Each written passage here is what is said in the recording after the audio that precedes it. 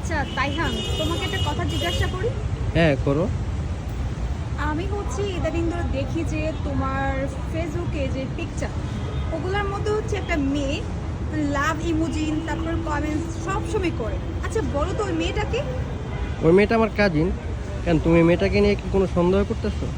না না, সন্দেহ কেন করব, আসলে সবসময় মানে কমেন্ট করো তো এই জন্যই বললাম আর কি।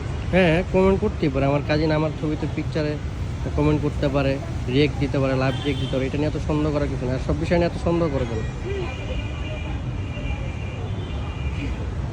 আচ্ছা যাই হোক, তোমাকে লাস্ট একটা কথা বলি। হ্যাঁ, বলো।